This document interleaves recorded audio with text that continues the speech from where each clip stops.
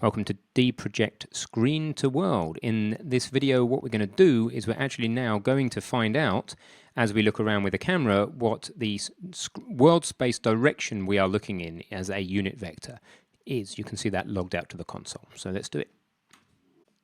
So it's time to do this deprojection thing. We're going to work out what the screen position that our crosshair is effectively pointing at is, which will be fun. So the method that you need for this is on the player controller. We've got something called DeprojectScreenToWorld on the player controller. So there it is, and there is its signature. Now it doesn't tell you what this world location is. It's actually the camera world location. We don't need that, but we need to provide a variable so that it can spit the camera world location into it.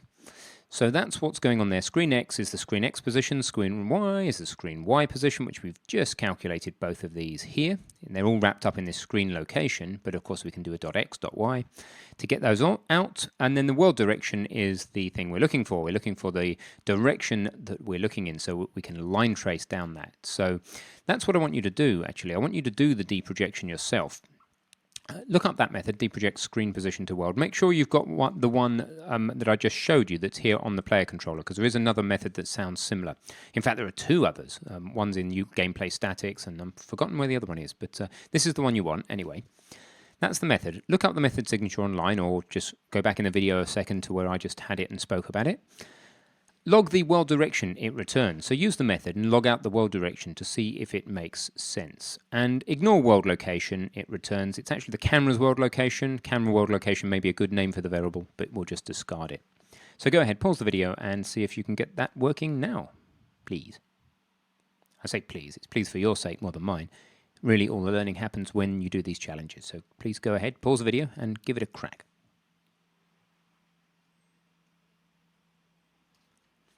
Welcome back. Okay, let's get this thing done. So we need an F vector, or it could be an auto, but let's just be explicit this time for fun. Let's go F vector, camera, world location. I said we're going to have to throw that away. So there it is.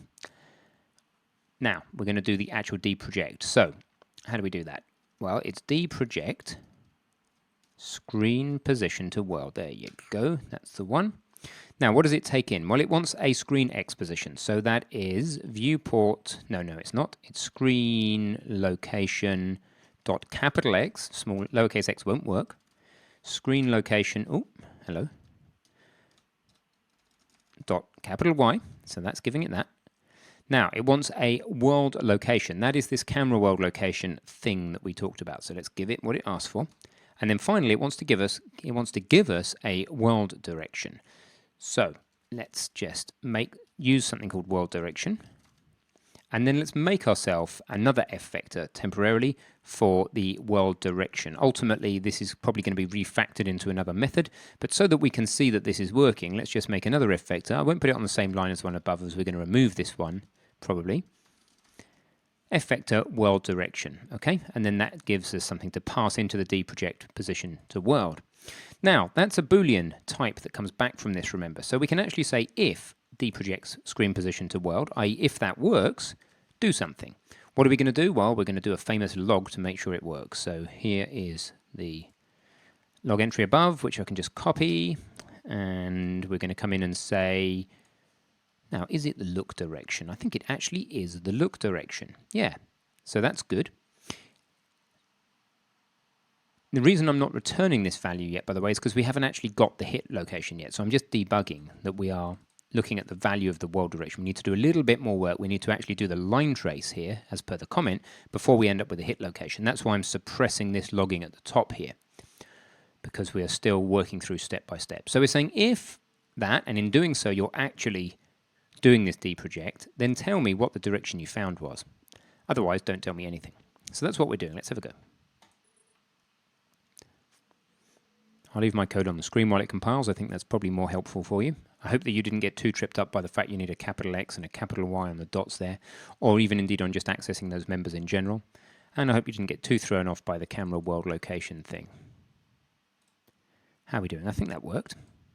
There you go, look direction. Now let's ask if it makes sense. So just before I even start, let's see what we'd expect. The tank is pointing down positive X, Z is above us, Y is to the right. So If we face forward, we get an x value of 1. If we face to the right, we get an x value of 0.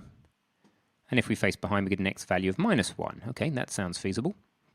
Let's have a look at the y's now independently. Y is 0 facing that way. It is 1 facing to the right. I said y was to the right. That sounds good. 0 and -1, yep. And then the z. If we look straight down, z is -1-ish. When we look horizontally, z is 0-ish.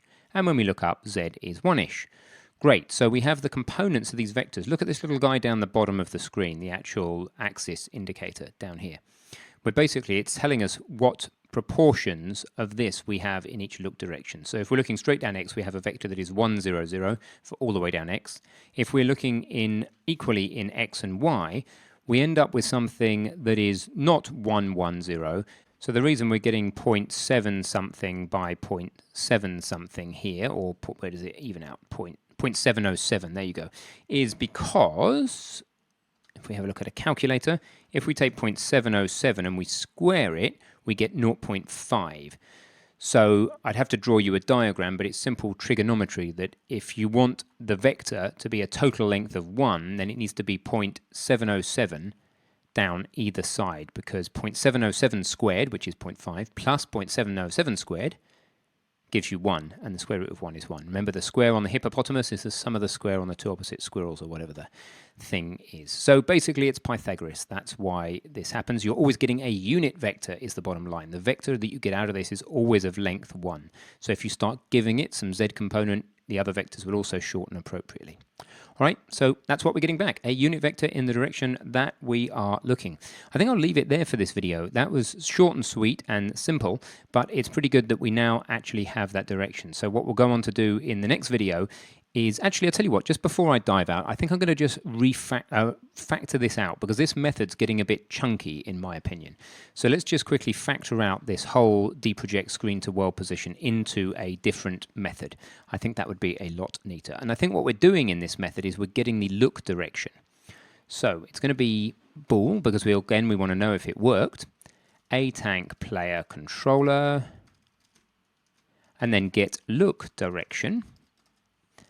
And then what do we need to take in? Well, we're going to need the screen location for this guy to work. So it's going to be an f vector 2D screen location. And it's going to be an f vector. We're going to make ourselves an out parameter. Ampersand, because we need a reference for this out parameter. World direction. Or, to be honest, we ought to call that look direction. Let's have a name change here to be consistent with the name of the method. Okay. So that's what we want. Now it's complaining because we haven't yet declared this method in the header file. So let's go over to the header file, make a quick declaration. And in our declaration, we've probably realized that it should be const. Getting the look direction should not change any of the member variables of this class. So const, back to the implementation, make it const. I'm simply doing a refactor here. I'm doing it manually because I too often use on Visual Studio tools, and you poor guys on Xcode don't get the same deal. So I'm going to do it this way.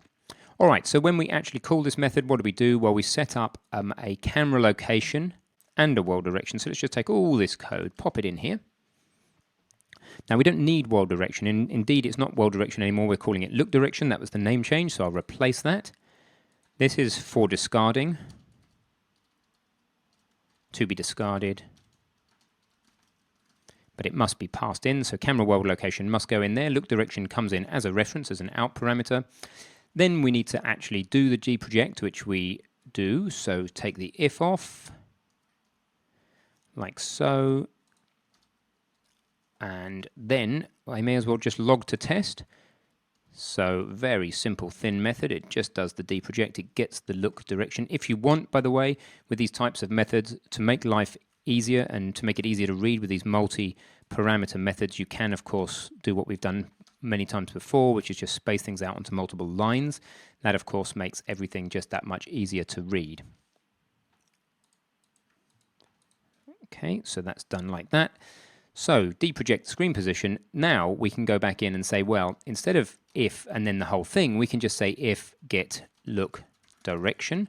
And then, of course, we pass it the things that we needed, which is the screen location and this look direction, like so. So if that succeeds, then go ahead and just log out where we saw. So it's a simple refactor out here. You could argue that's hardly worth doing, but I think it just makes it a little bit more self-documenting, and it helps us practice how you refactor these slightly trickier things that need out parameters. Of course, the final thing we need here is an F vector look direction, because it's about to be used as a out parameter here.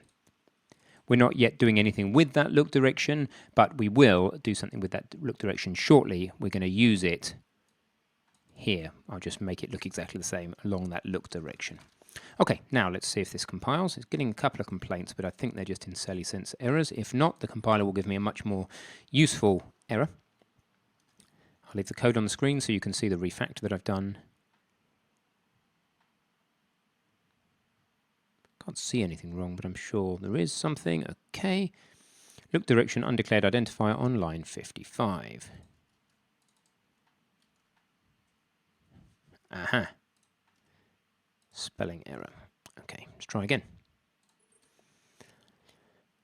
We always get an error on UE logs, of course, as I've mentioned before, because Visual Studio doesn't understand these macros, so we have to live with that. I'm not quite sure why I've got an error down here. It's probably glaringly obvious to somebody out there, but I can't see it. And it should be look direction, not world direction. That will teach me for renaming variables. But on the other hand, it is worth renaming things because we want to make sure that things stay very meaningful. So don't be shy to rename things.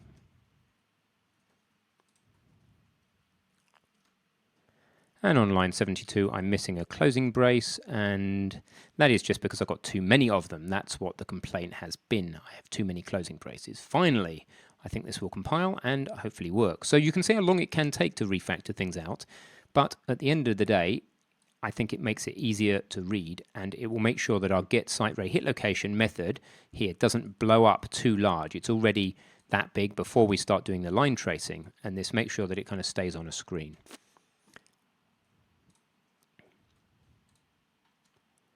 And finally, get look direction must return a value. Of course, it must, and that's because I haven't returned here. Okay, so lots of errors on my behalf there, but you get to see what a just eaten a big carbohydrate dinner type coder behaves like compared to the normal sharp self. So you can excuse yourself if it takes you this many compiles to get something working, because occasionally it takes me that long too. All right, let's take a look and see if it looks feasible. It does. The vectors are coming out okay. And the code I shall leave on the screen there for you. And that's it. We've refactored, we got it working, and in the next video we'll actually do the line trace.